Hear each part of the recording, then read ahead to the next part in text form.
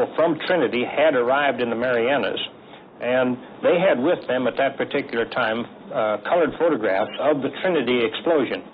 So we got the gang together, and we showed them. We didn't use the word atomic bomb. We did not use that, but we said, okay, now this is the bomb. This is what will happen when we make our flight tomorrow and release it. This is what we're going to see.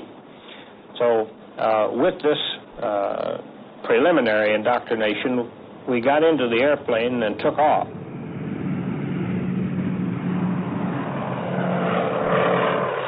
Once we were airborne and in the air, I then left the pilot's seat of the airplane and I crawled back into the back where the enlisted men were. I got them all together back there, and we poured some coffee out of the thermos jugs, and I told them actually what we were doing and what we were carrying at that time. And the weather being clear at our primary, which was Hiroshima, there was no decision left. I mean, we were on the way to the primary. So that part of it was perfectly routine. As we came in from our initial point to the bomb release point, it was again routine. We were bothered not in the least by any kind of fighter opposition, no flak. We didn't see anything to cause us any concern, so that we were able to concentrate strictly on the bombing problem. The bomb was released.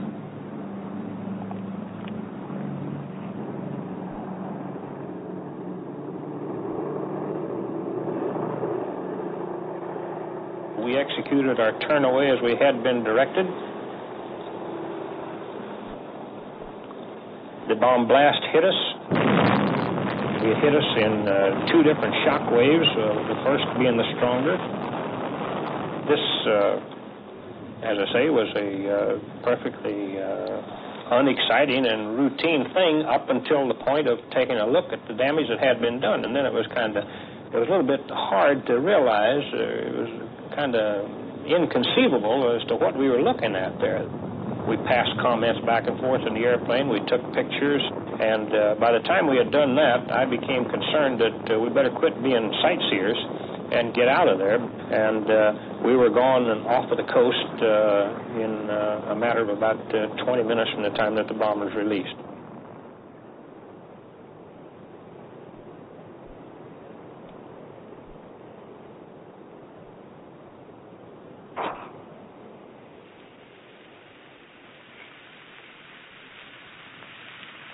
We have spent more than $2 billion on the greatest scientific gamble in history, and we have won.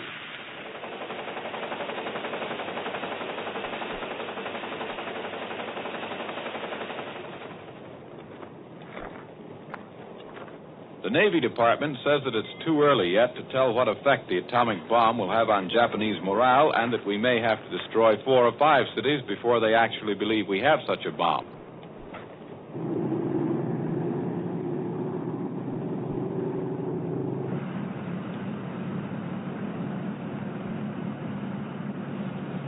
Having found the atomic bomb, we have used it.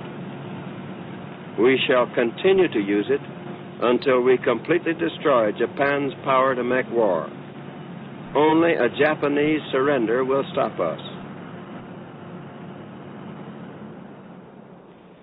It is an awful responsibility which has come to us. We thank God that it has come to us instead of to our enemies. And we pray that He may guide us to use it in His ways and for His purposes.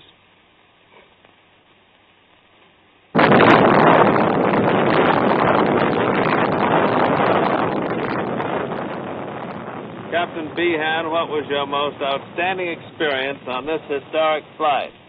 I suppose it was when the clouds opened up over the target at Nagasaki. The target was there pretty as a picture. I made the run, let the bomb go. That was my greatest thrill.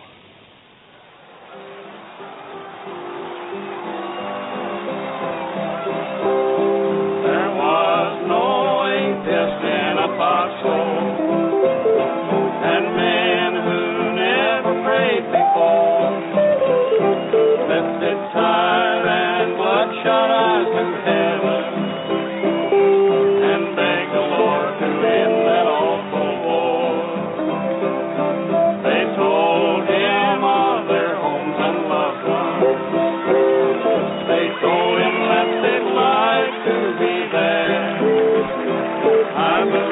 the bomb that struck Hiroshima was the answer to where fighting boys friend. Say, did you see that city where the first atomic bomb was dropped? Yes, Fred. We flew over Hiroshima for about half an hour. It was a shambles, huh? A shambles. It looked like...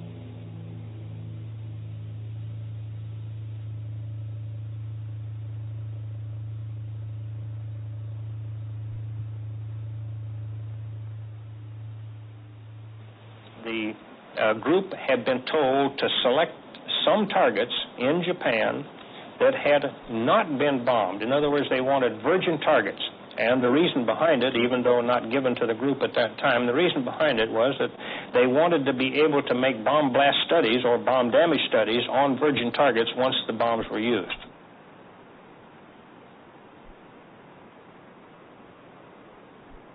They were definitely military targets. There was no question about that. And they offered such a, well, you could almost say a classroom experiment as far as being able to determine later the bomb damage.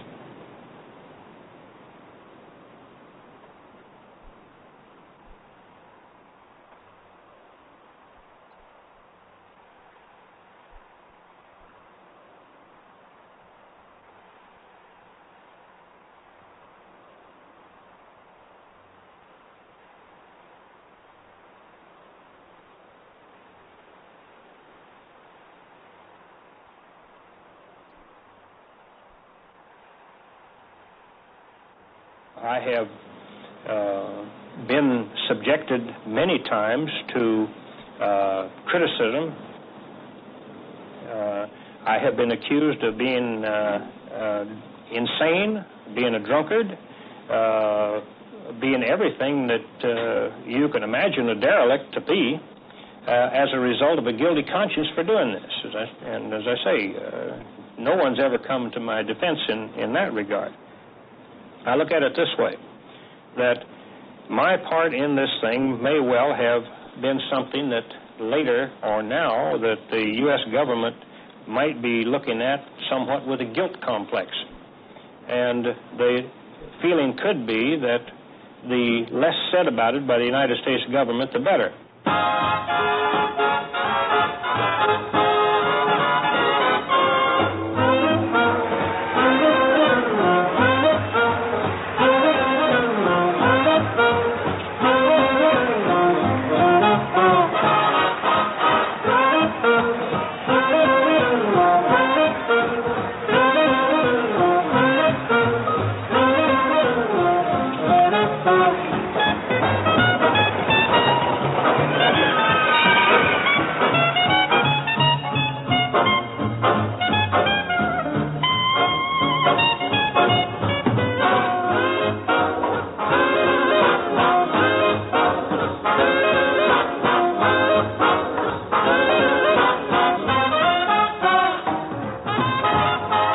June 30th, 1946. Almost time. Another 5 seconds. 2. 5:30. A spuming column of smoke 9 miles into the sky. Blinding light stronger than the sun. Bikini Atoll. Present site of Operation Crossroads and the 4th atom bomb explosion. Bikini Atoll, where 200 warships will be anchored, 140 planes, 200 goats, 200 pigs, 4,000 rats. How will this 4th bomb affect you? What do you know of this atom bomb?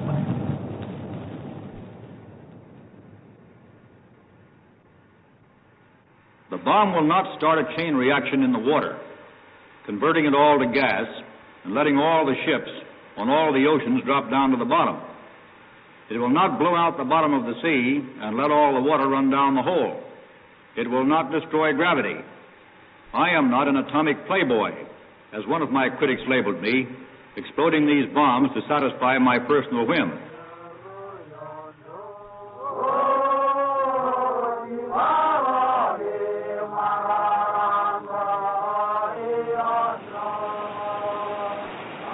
and thus the natives express to the people of the United States their welcome, despite the fact that the atoll of Bikini may be utterly destroyed come July the 1st. But to the natives, in their simplicity and their pleasantness and their courtesy, they're more than willing to cooperate, although they don't understand the world of nuclear energy any more than we do, and though they have no way of understanding what the test is all about.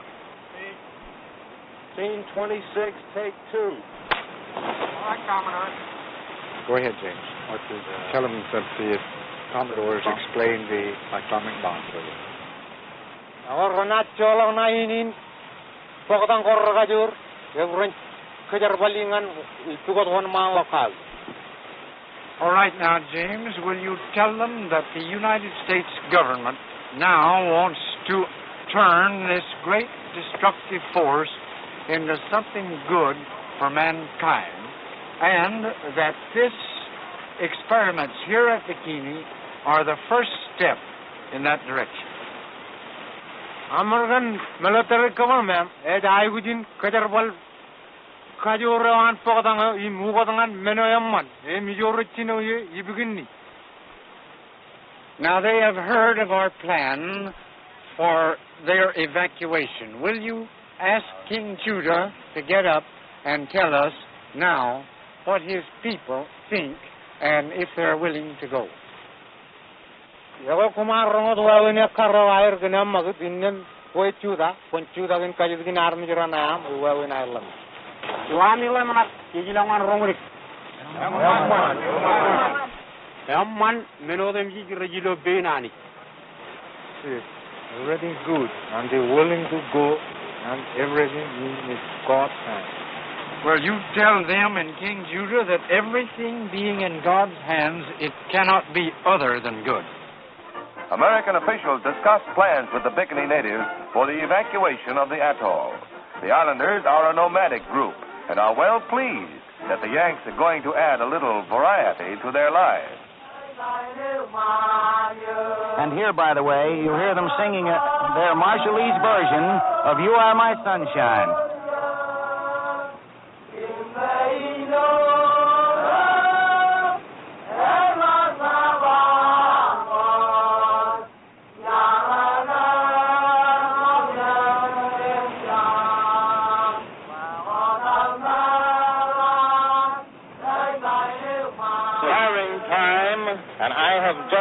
That's the voice of the control strip marking the seconds remaining. The final switches have been thrown. No one can stop it. The atomic bomb is about to explode.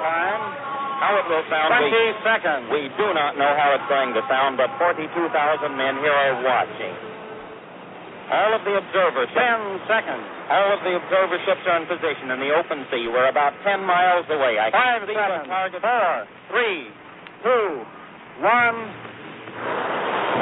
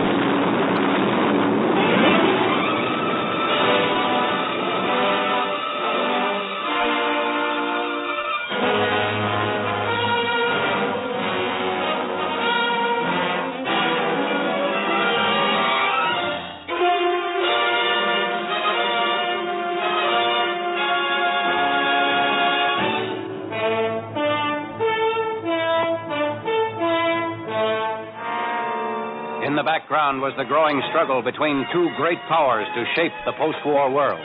Soviet Russia was expansively stabbing westward, knifing into nations left empty by war. On orders from the Kremlin, Russia had launched one of history's most drastic political, moral, and economic wars, a Cold War. The United States was obliged to help Europe safeguard its traditional freedoms and the independence of its nations. Gone was the spirit of wartime unity that reached its peak on that historic afternoon in April 45 at the Elbe River in Germany. Here, two worlds actually met, but this coalition was to be torn asunder. Already an iron curtain had dropped around Poland, Hungary, Yugoslavia, Bulgaria. Ah, but this is Europe, you say. But let's see what can happen elsewhere in, say, the small town of Mosinee, Wisconsin. Peaceful, isn't it? But the red truncheon falls and the chief of police is hustled off to jail. Next, public utilities are seized by fifth colonists. Watch carefully what happens to an editor who operates under a free press. He goes to jail, too, and his newspaper is confiscated. Exit freedom of thought. Yes, this is life under the Soviet form of government. The little town of Mosinee made this experiment for 24 hours, a public service to all America. It can't happen here? Well, this is what it looks like if it should.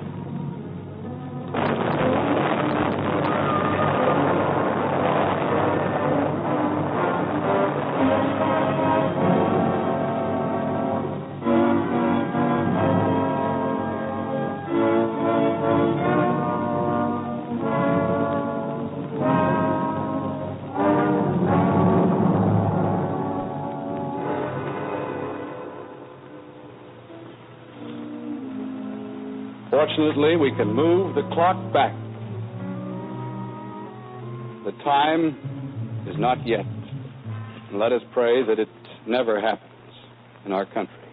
Before we meet the members of the American Legion Post 279 who helped make this picture possible, I'd just like to say that it gives me a great deal of satisfaction to represent two outstanding shopping centers in California, the shopping hub of the San Gabriel Valley in West Arcadia, and the Whittier Quad Shopping Center in Whittier, California, because they are concrete expressions of the practical idealism that built America.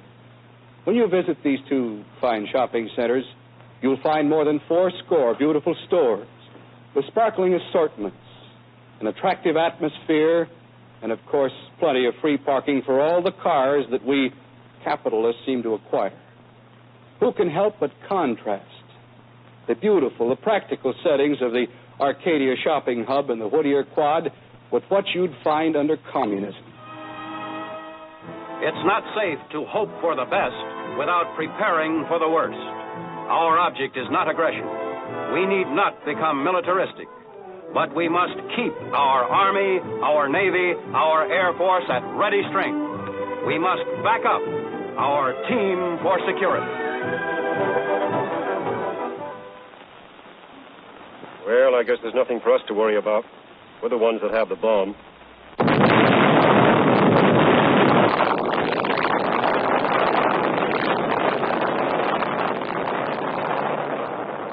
The atom bomb explodes again in the headlines of the world. In Washington, the chairman of the Joint Congressional Committee on Atomic Energy, Senator Brian McMahon, gives his reaction to Russia's possession of the bomb. This is no time for hysteria. This is no time for panic. This is a time for a calm reflection on the political and military implications of this transcendent event.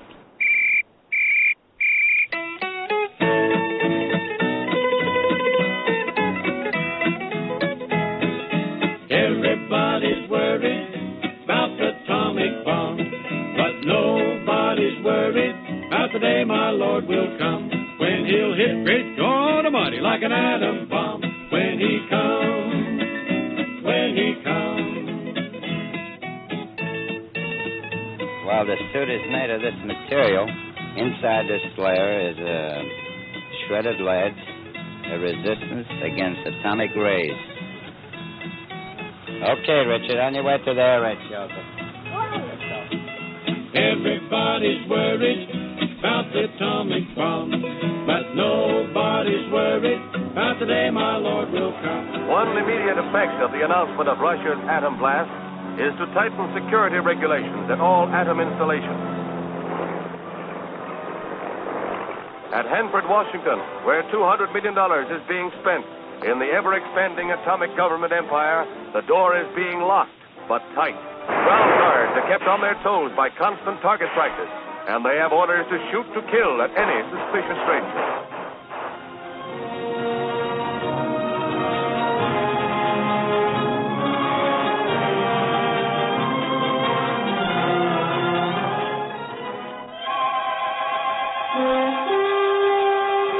A highly trained and well-equipped North Korean army swarmed across the 38th parallel to attack unprepared South Korean defenders. Caught off guard, they were all but overwhelmed until the United Nations took its historic vote to intervene.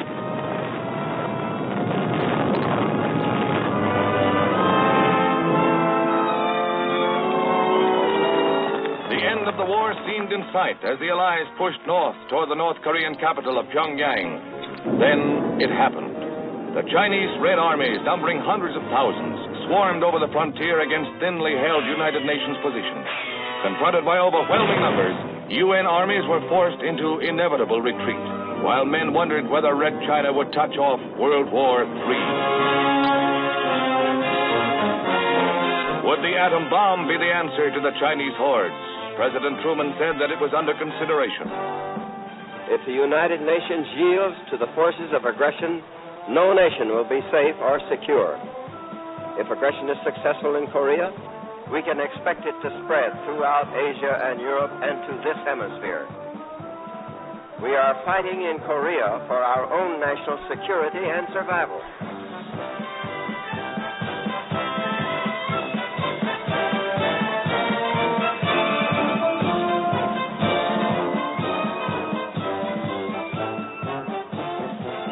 Time for the Longines Cornerstone. Our distinguished guest for this evening is the Honorable James E. Van Zandt, United States Congressman from Pennsylvania. It's my opinion that we should fight the war to win in Korea, rather than try to settle it at the diplomatic table, which is impossible when you're dealing with Russia. Would you extend your will to win so far as to include the atomic bomb? Very definitely, Dr. Peterson. I've always been a firm believer that we should use the atomic bomb, not only on Korea, but north of the Yalu River in Manchuria. Does that mean that you believe that it could be effectively used as a weapon in the Korean theater? Yes, I think that there are several targets in northern Korea we could use. That is, we could destroy them with the atomic bomb. We could destroy them and contaminate them. And then, of course, there are targets in Manchuria that should be destroyed.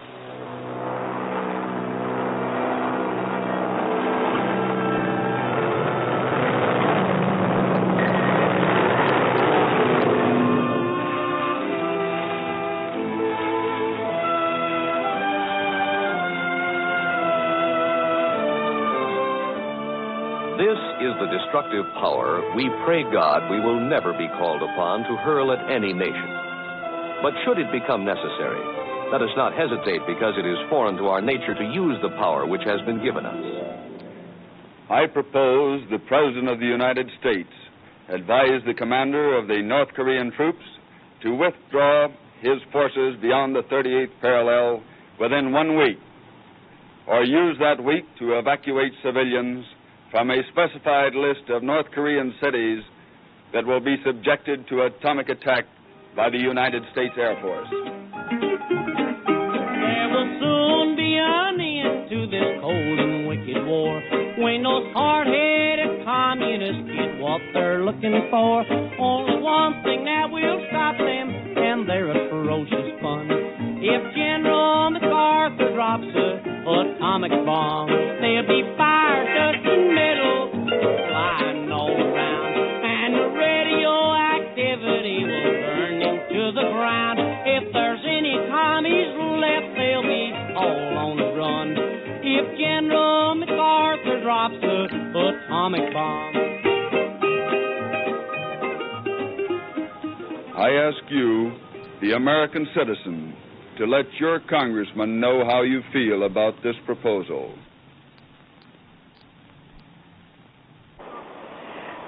Well, I really don't know what to do. But you do feel the Korean situation affects us more than anything else? Yes, I feel that that we should get our boys home. They've been over there long enough, and there doesn't seem to be any end to the situation.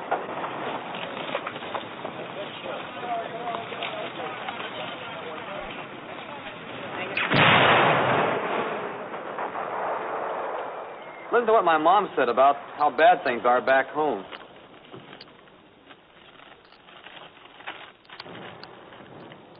Everybody's hoarding. Profiteers are getting fat contracts. Neighbors say politicians are using the war to their own advantage. And all our chief atomic scientists are spies. And a lot more. Just take it with a grain of salt. Let me tell you how the commies plant propaganda back home. Some time ago, Mac, Johnny, and I managed to get our last leave together in a big city.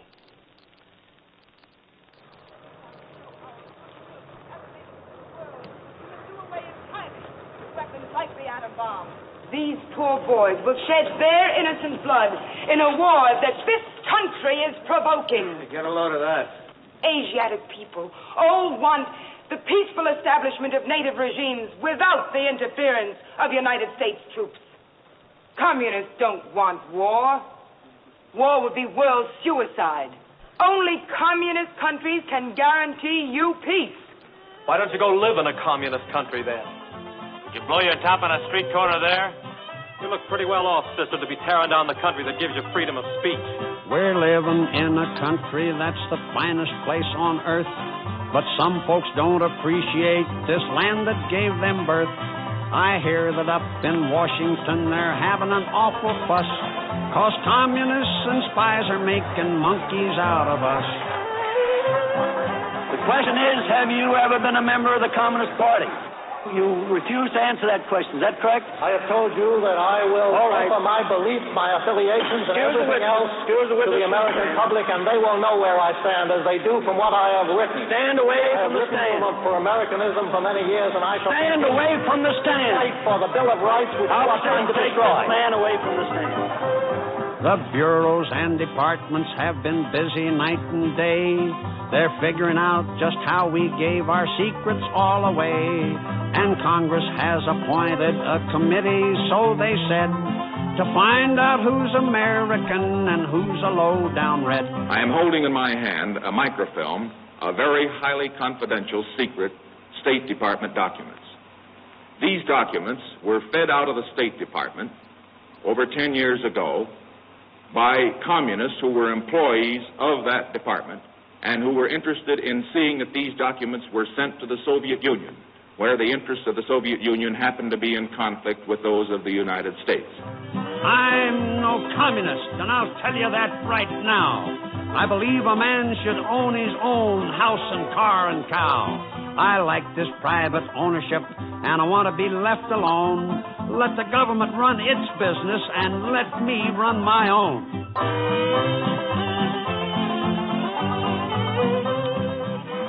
Our education is proceeding apace as to how Russia operates and how they got the atom bomb. Not by independent research, but from America, from traitors within our own ranks.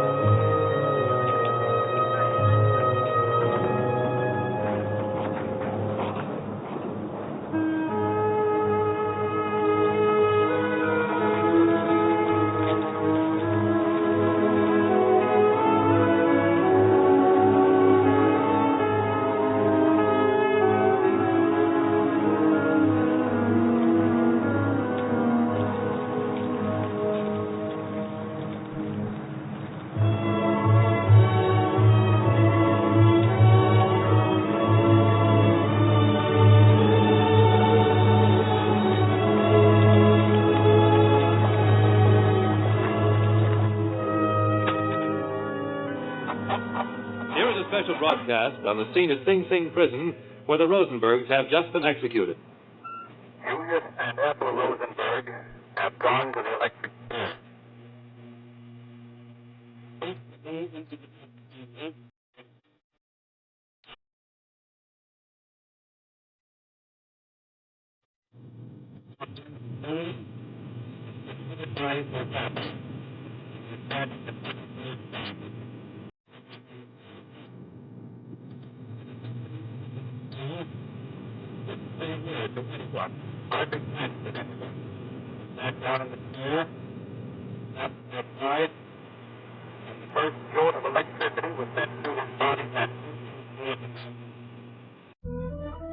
She died a lot harder. When it appeared that she had received enough electricity to kill an ordinary person and had received the exact amount that had killed her husband, the doctors went over and pulled down the cheap prison dress, a little dark green printed job, placed the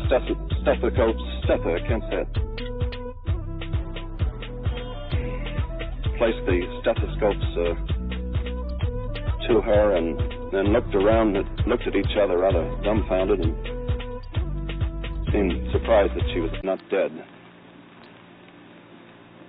Believing she was dead, the attendants had taken off the ghastly strappings and electrodes and the black belts and so forth. And these had to be readjusted again, and she was given more electricity, which started again that kind of a ghastly plume of smoke that rose from her head and went up against the skylight overhead. After two more of those jolts, Ethel Rosenberg had met a maker. She'll have a lot of explaining to do, too.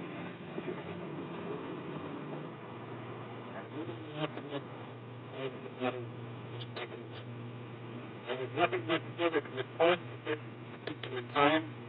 There have been no demonstrations that you have been speaking of cancer that you didn't die in the hospital. And now it's thinking about this whole proceeding up there, and it is now known over that each of men has success, and Julius and Ethel Rosenberg have gone to the election. That was an on-the-spot report on the execution tonight at Sing Sing prison of Ethel and Julius Rosenberg. Now, the Great Day Show. As we join Red Benson and the gang at the Marine Barracks in Brooklyn Navy Yard, the program is already in progress.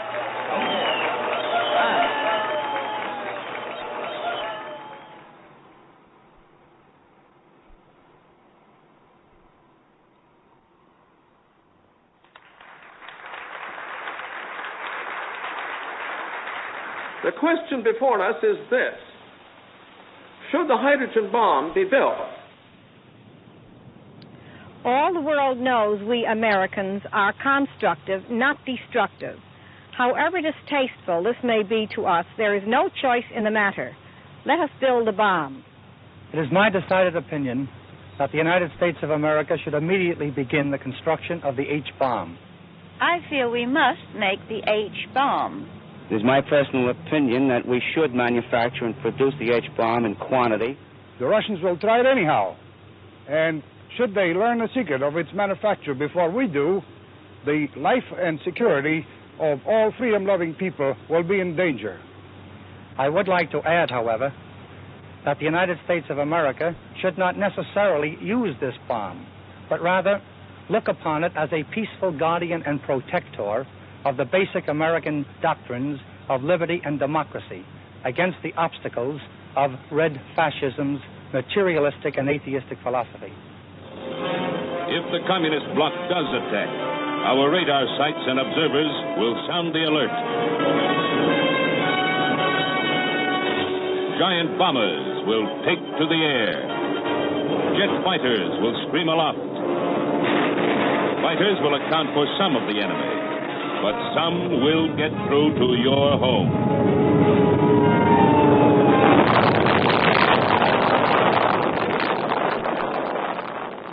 In times of social crisis and tension, in times when changes come so thick and fast that the individual can no longer place himself in his group, when he knows that something is wrong but doesn't know what, when he feels himself a pawn, in times like these, most men become highly suggestible. They listen eagerly for any voice which sounds authoritative. They listen eagerly for anyone who can tell them what is wrong and what to do to right it, who can diagnose their trouble and prescribe a cure. Eisenhower, man of the hour. Eisenhower, man of the hour.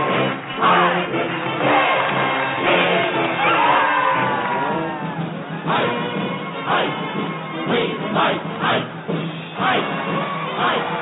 We want ice. We love the sunshine of your smile. We see a future in your eyes. You led our men to victory. You are the one we idolize. I'm gonna give my vote to you. I don't mean to say, and no one can say to you, that there are no dangers. Of course there are risks if we are not vigilant. But we do not have to be hysterical. We can be vigilant. We can be Americans. We can stand up and hold up our heads and say, America is the greatest force that God has ever allowed to exist on his footstool. As such, it is up to us to lead this world to a peaceful and secure existence. And I assure you, we can do it. Now, if we first take a look at the strength of America. You and I know that it's the most productive nation on earth, that we are richer by any standard of comparison than is any other nation in the world. We know that we have great military strength, economic, intellectual. But all in all, this total strength of America is one of those things we call, and the world calls, unbelievable.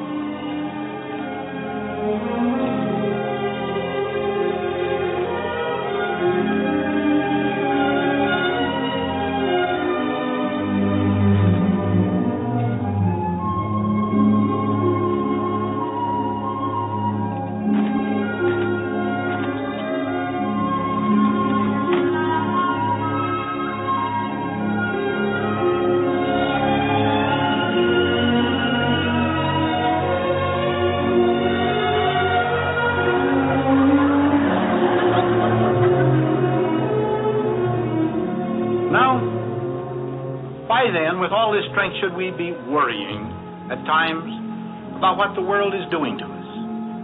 Actually, we see threats coming from all angles, internal and external, and we wonder what's going to happen to us individually and as a nation. Now, perhaps I can illustrate some of the reasons for this concern of today. Now, only a year ago, the hydrogen bomb was exploded in the Pacific. Last month, another series of these was undertaken. So that is one of the reasons that we have this great concern, of which the hydrogen bomb is merely a dramatic symbol.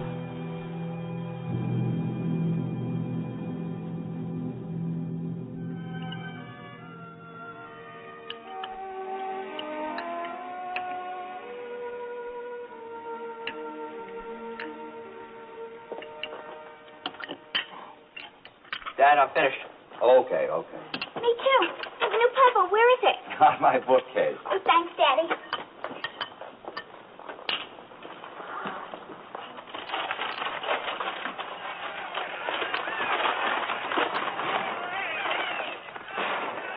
Kenny, let's have some news. It's about that time. Come on, Dad. You can watch that show some other time. Okay. Thanks. Anyone of intelligence and information is hoping and praying that we won't have a third world war, because in this age of the atomic weapon, a third world war would be a catastrophe for all mankind. And then finally, and this is quite significant, about 60% of the American people revealed in a study which we made through the University of Michigan a year ago that they believed that the military could stop the atomic bombs from falling upon the United States. Well, I'm sorry to have to tell you that The military will tell you that as of today, they cannot stop a successful Russian attack. That can be corroborated rather dramatically, and we didn't plan it this way, Governor, but the floor manager has just handed me a bulletin saying that the Russians have just exploded a hydrogen bomb.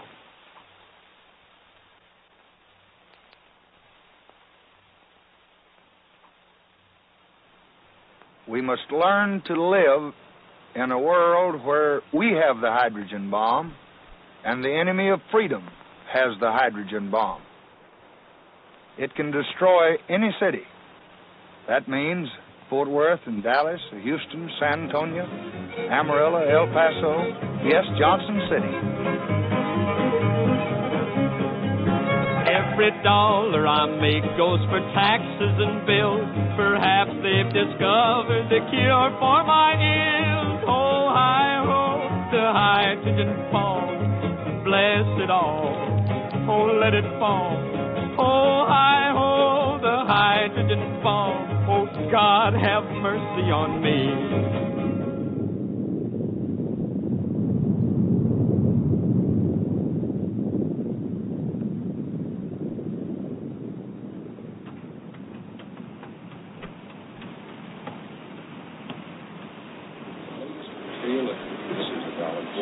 The problem this time is especially acute because this entire area of the Pacific is subject to radiological fallout. And this area is inhabited by some 20,000 people.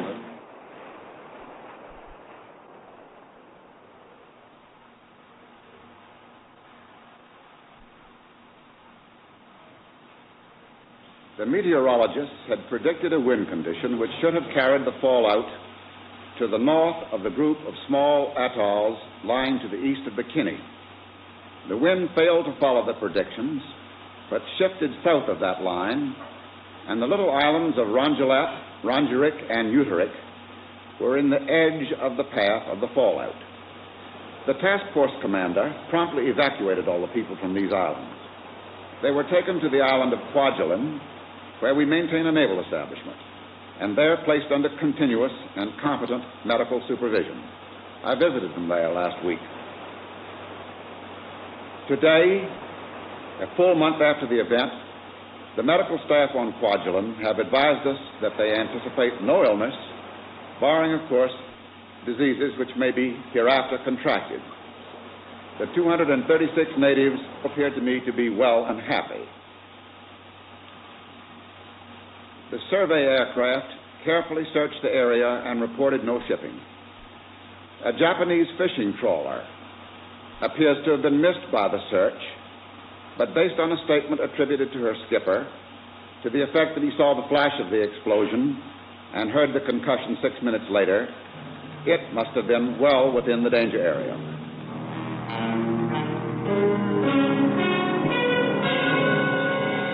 At the time of the explosion, the tuna ship had been sailing far outside the designated safe area of a 75-mile radius.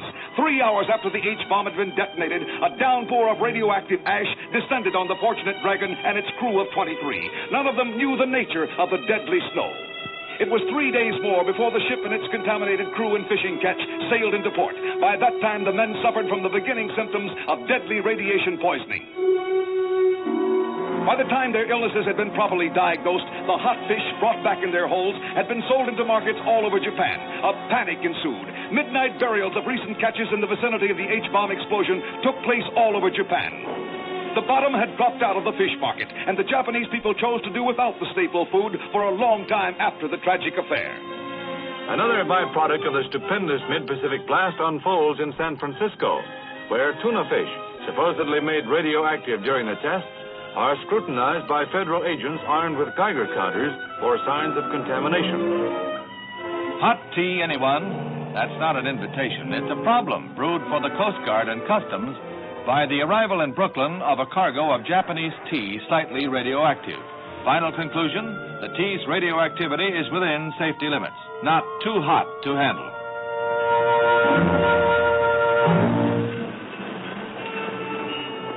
Warm. Yeah, June and January, that's what I say. If you ask me, I think it's because of those atom bombs. Yeah? Yeah, they've done some cockeyed things to the world. I think they've knocked us south of the equator.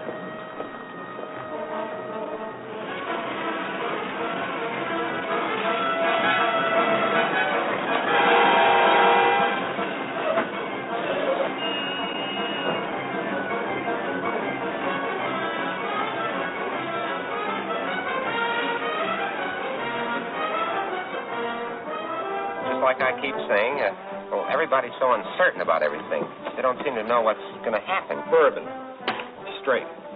Well, as I was saying, I wouldn't worry nearly as much about the atom bomb if it were to kill you right out. What scares me is that awful gas that deforms you. Yeah. That would be bad. Yeah.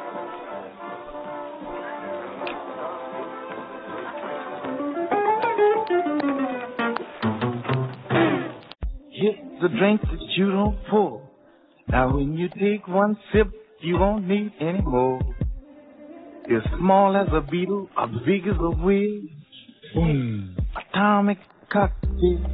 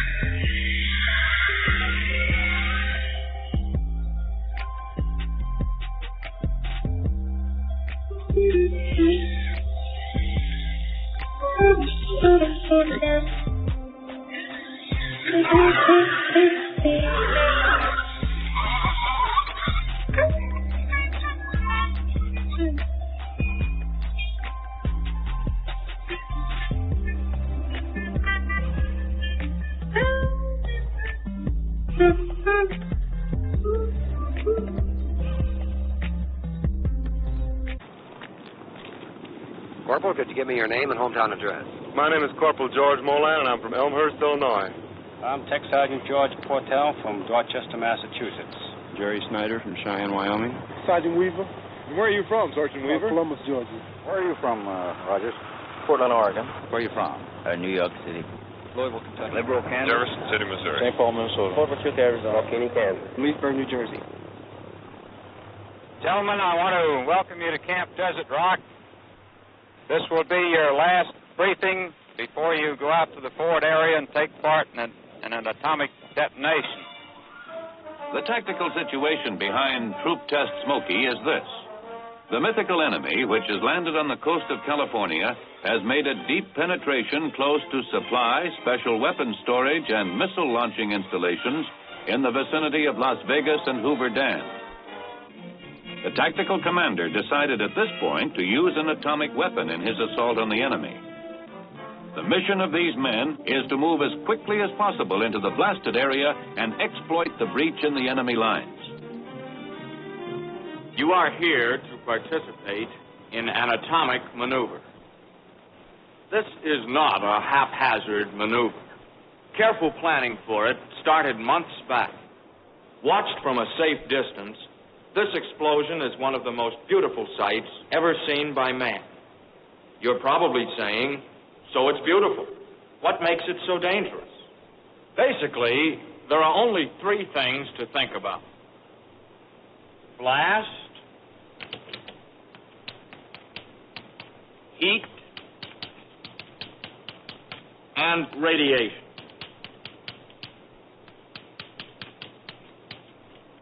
Radiation.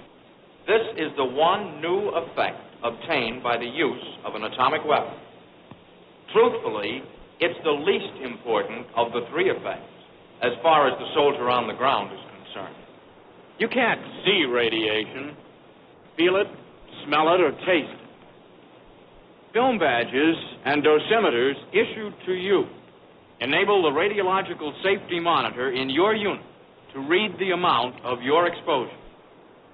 The radiation level may be high, but if you follow orders, you'll be moved out in time to avoid sickness. Finally, if you receive enough gamma radiation to cause sterility or severe sickness, you'll be killed by blast, flying debris, or heat anyway. Well, that's the story. Don't worry about yourselves. As far as the test is concerned, you'll be okay. Well, we knew now exactly where we'd be for the big show. All we had to do was wait. Now that it's so close, it makes you feel kind of restless. You wonder if everything's going to turn out all right. It filled your mind no matter what you were doing. What seems to be the trouble, soldier? You look a little bit worried. Well, I am, Chaplain. Just a little bit. Actually, there's no need to be worried, as the Army has taken all of the necessary precautions to see that we're perfectly safe here. Sir, have you ever been out on one of these shots before? Yes, I've had the opportunity to see a number of the atomic tests. I feel that as a chaplain, it is my responsibility to be with my men. What's it like, Chaplain? First of all, one sees a very, very bright light, followed by a shock wave, and then you hear the sound of the blast, and then it seems as though there's a minor earthquake. And then you look up and you see the fireball as it ascends up into the heaven. It's a wonderful sight to behold.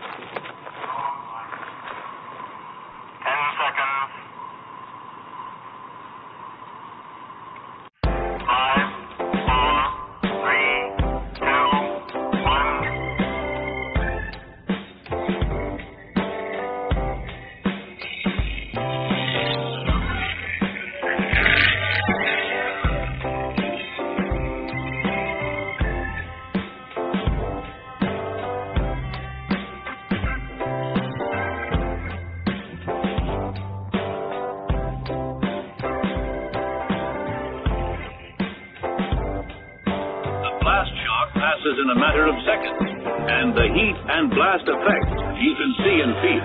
You cannot sense the presence of nuclear radiation effects. Alpha and beta particles, because of their low penetrating power, are stopped by most surfaces, even a soldier's skin. They are a hazard only when materials emitting these particles get into the body through breaks in the skin, or through the nose or mouth. Your mouth shut, or did you get a mouthful of dirt? I got a mouthful of baseball dirt. How about all that smoke and dust and radiation with you? I couldn't see from the front strap. Just haze.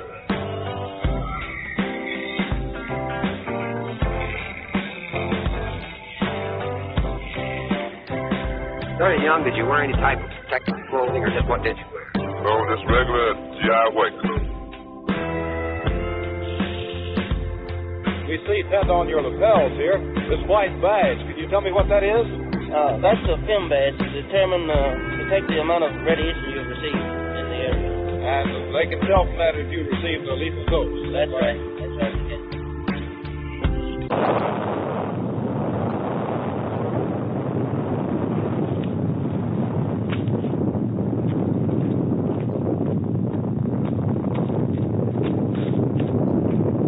You'd pass through St. George, Utah, just a short way from the Nevada test site 140 miles to the west.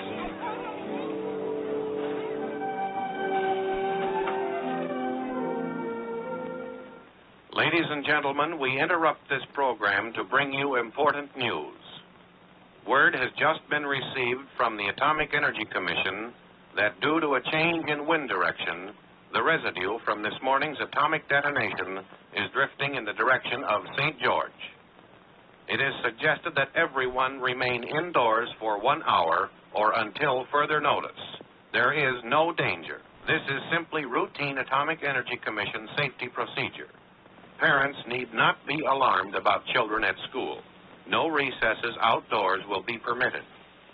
And as the people at St. George took cover, it was natural that some of them had questions about atomic tests. What is the atomic bomb? Why do we have to test bombs?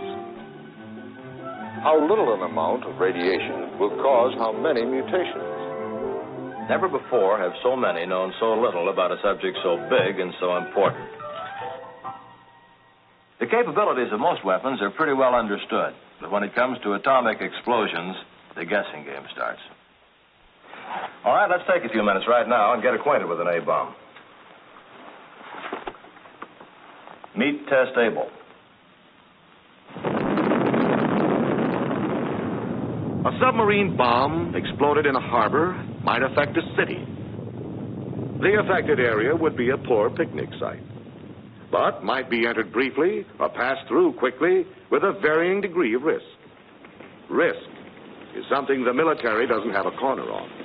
Occupational hazards are accepted in a matter-of-fact manner in civilian life. Risk is part of the pattern of daily routine.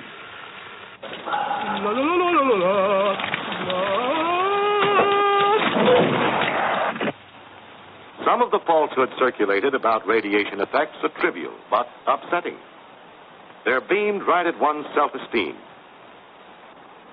And will eventually result in a race of bald-headed people. Just imagine it. Imagine yourself with no hair. They'll call you old skinhead, old chrome dome. And that's not all radioactivity will do. It will... Enough exposure to radiation will cause loss of hair. The treatment, if you'd insist, would be symptomatic. A toupee. But the condition would only be temporary. Your hair would come back. Same color, same cowling. Which puts the finger squarely upon one of the major fallacies in the public attitude toward atomic weapons. It's the fallacy of devoting 85% of one's worrying capacity to an agent that constitutes only about 15% of an atomic bomb's destroying potential. And that's unsound. Doesn't fit. There are those few who loudly maintain that there is no actual threat to the free world at all. Certainly none that can justify either nuclear testing or nuclear armament. The opposite viewpoint holds that the development of our nuclear power has been an absolutely necessary protection against communist hostility and nuclear threats. In this view, the fallout casualties, if any, will be seen as those of unidentified soldiers in the service of humanity. Unknown soldiers in a war which has not struck.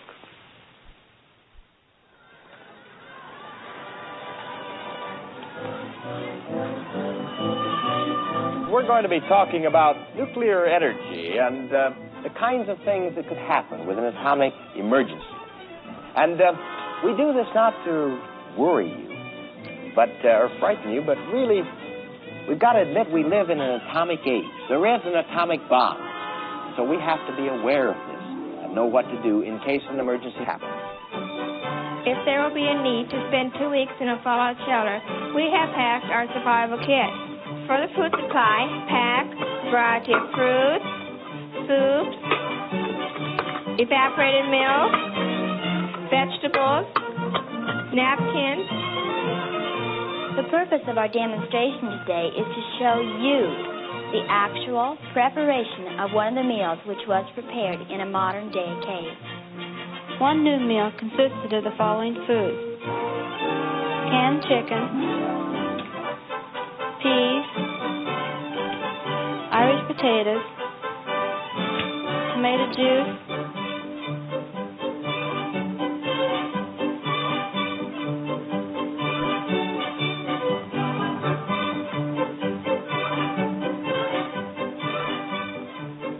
my poster's on the defenses against fallout. And if you're caught outside during a nuclear explosion, decontamination may be necessary. You may have to burn or bury all your clothes and food, and afterwards you should wash thoroughly. John, let me interrupt you here just a moment. I have some film here that I think will describe what might happen, and will describe a little about the atom. So, Joey, why don't you catch the lights and we'll try it, okay? Good.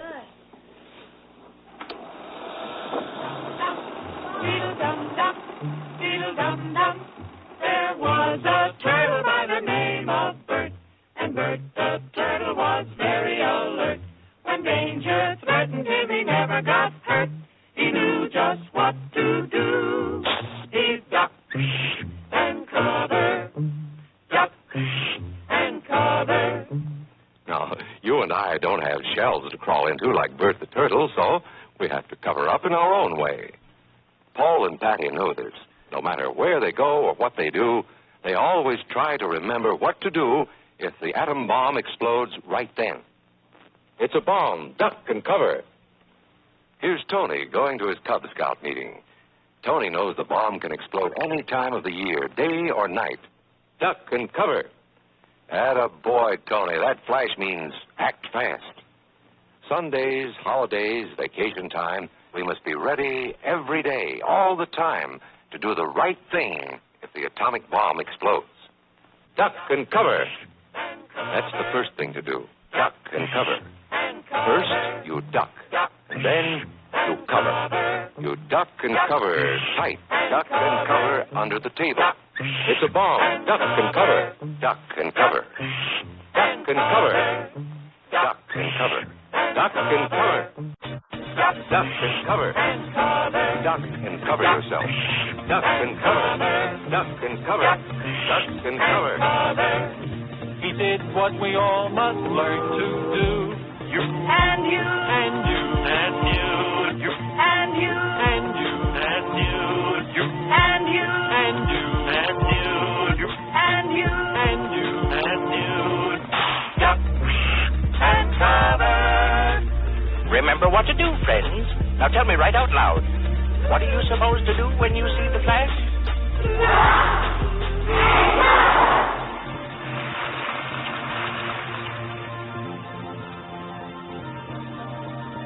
Question. Yes? How far do you have to be from the blast to live through it? Well, let's take a 20 megaton surface burst.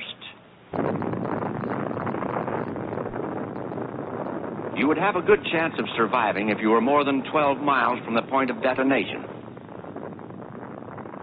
A bomb equivalent to 20 million tons of TNT would cause an intense fire called a firestorm in an area about 2,000 square miles around the center of the blast.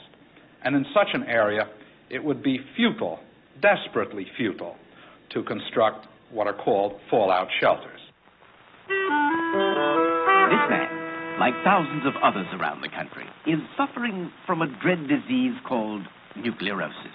The symptoms? Nuclear blindness. All he can see is a mushroom cloud. He is blinded from the fear of it, deaf from the sound of it. There is a short circuit in his brain. He can only think of the awfulness of the nuclear bomb.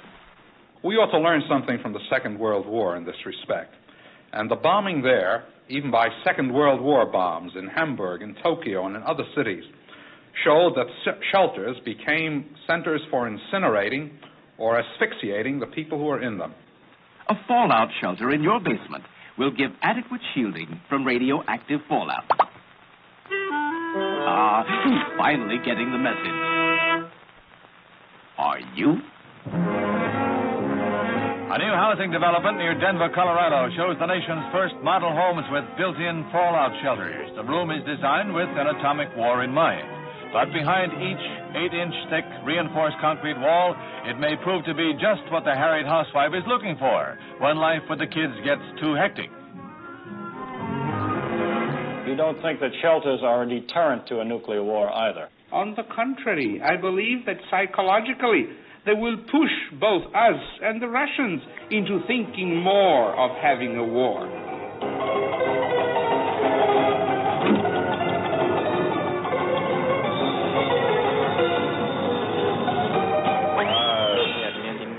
There are some instances where you may be ahead of us.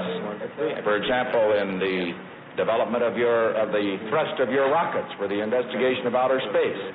There may be some instances, for example, color television, where we're ahead of you. But in order for both of us to benefit, you never concede anything.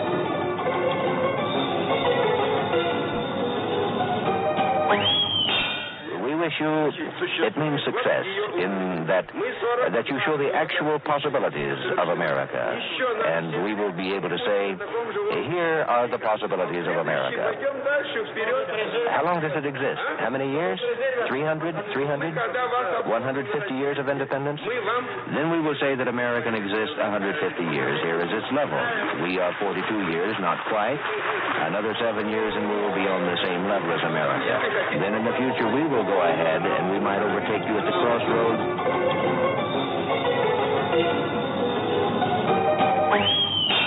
this increase in communication will teach us some things, and it will teach you some things, too.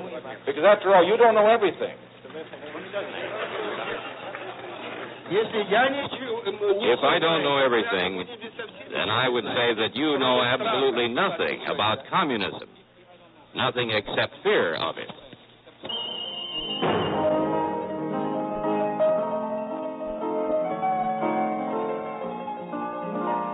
Let's say you got your family in your shelter. The attack is on.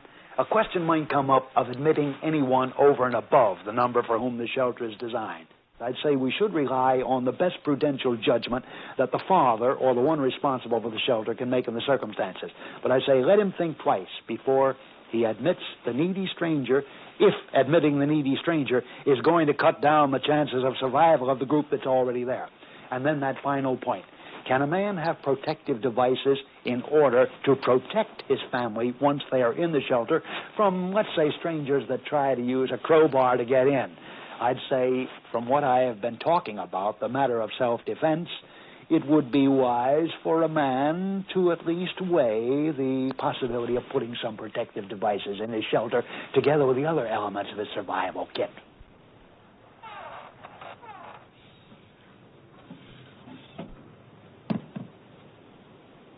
All right, you've been down there 8 to 10 days. You come out, and you find that half or three-quarters of Los Angeles has been destroyed. Well, how are you going to continue to live? Well, the first thing we have to recognize is that if half of Los Angeles is destroyed, maybe 80-90% of the people will be dead, and there will be fewer mouths to feed, and those of us who will survive will have more water and food to divide up.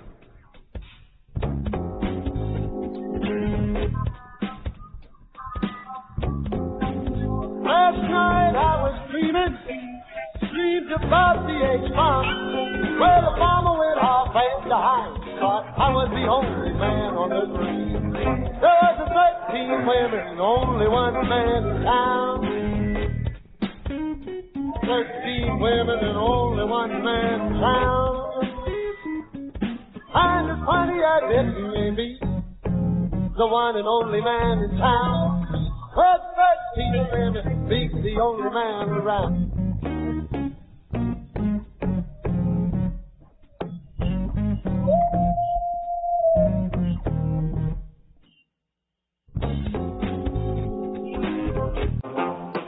I had two girls every morning. Instant rice. Seeing that I was well fed. Cornflakes. I believe you mean one. Dried fruits. Cheese. Macaroni. Instant potatoes.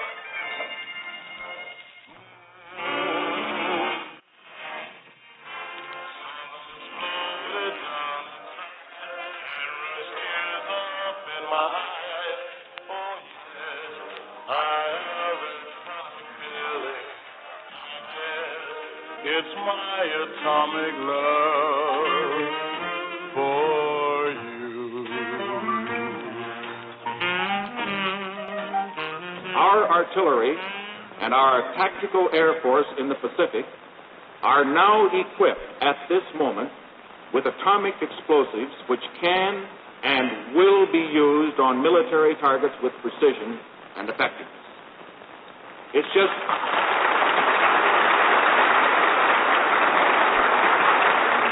On the steps of the nation's capital, the bell announcing the opening of Mental Health Week is rung by Vice President Nixon and Senator Smathers of Florida. Characterizing mental health as the nation's #1 problem, the Vice President says that the ringing of the bell throughout the nation will be a reminder of suffering Americans.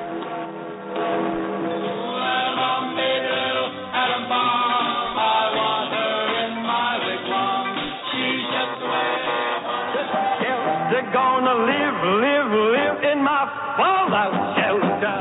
It was a busy town, I had no junk, like a great atomic bomb. By all means, provide some tranquilizers to ease the strain and monotony of life in a shelter. A bottle of 100 should be adequate for a family of 4. Tranquilizers are not a narcotic and are not habit-forming. And by the way, do you know exactly what your family would do if an attack came? Say at 10 o'clock tomorrow morning. Good question, isn't it?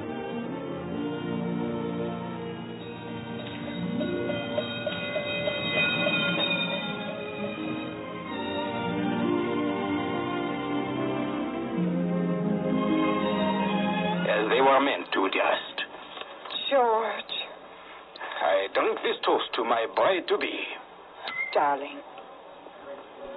Darling, and I toast the most wonderful man in all the world.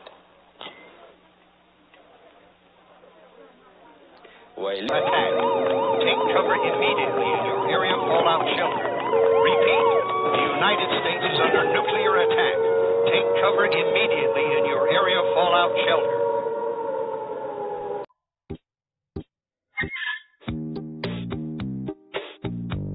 Now, children, I want you to sit down here against the wall. That's it. Now, crouch tight up against it. Now listen, kids. If they're dropping an atomic bomb, it may go off any second now. Whatever happens, I'll give the signal when it's all right for us to get up. If there's an explosion, we'll wait about a minute after it's all over. Then we'll go upstairs and take a look around. See if it's all right for us to sit down.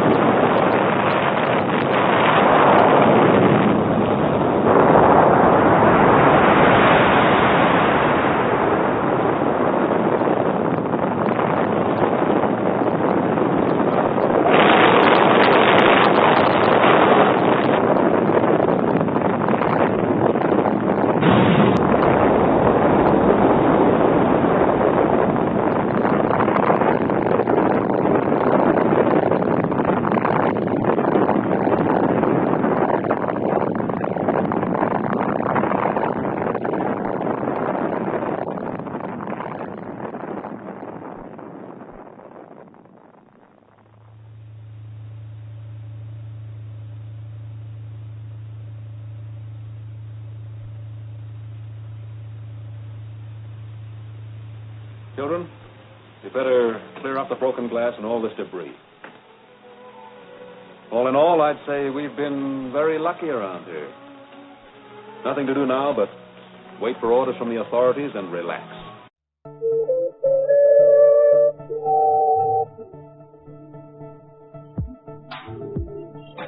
The sun goes down in the leaves me sad and blue. The Iron Curtain falls on this Cold War with you. Though you won't speak and I won't speak, that's true. Two stubborn people with a Cold War to go through. Oh, why should love ever come to couples like you and me, whose cold, cold wars are never done, and whose hearts just can't be free? Oh, let's do right, or let's just say we're through. I just can't stand another cold, cold war with you.